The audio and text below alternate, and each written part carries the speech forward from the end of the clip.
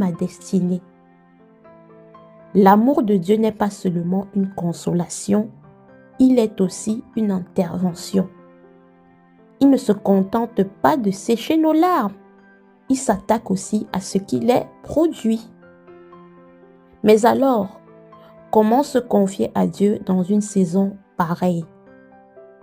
Tout d'abord, en renonçant aux mensonges spirituels. Se confier à Dieu, ce n'est pas venir devant lui avec une image impeccable. C'est venir avec la vérité. C'est cesser de maquiller ce qu'il voit déjà. Le psaume 139 nous donne une belle posture quand le psalmiste demande à Dieu de le sonder, d'éprouver son cœur, de regarder s'il est sur une mauvaise voie et de le conduire sur la voie éternelle. Voilà la vraie confiance. Laissez Dieu regarder là où nous préférerions parfois détourner les yeux.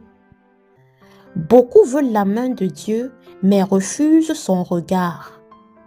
Or, la guérison commence souvent quand nous acceptons d'être vus entièrement.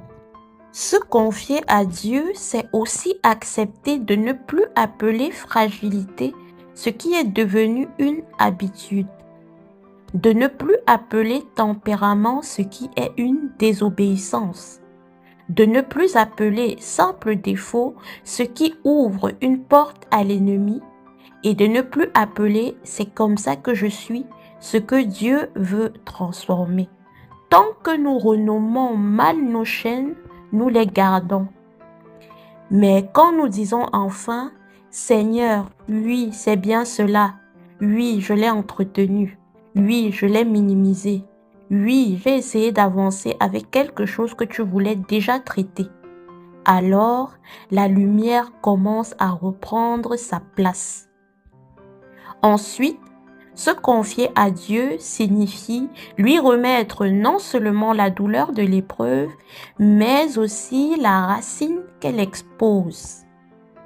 Beaucoup apportent à Dieu leurs conséquences. Peu lui abandonnent leur source.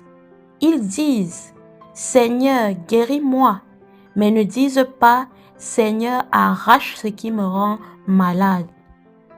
Ils disent « Seigneur, délivre-moi de cette situation », mais ne disent pas « Seigneur, montre-moi ce que je continue de nourrir en secret ». Pourtant, une vraie prière de transformation ose dire « Je ne veux pas seulement que tu changes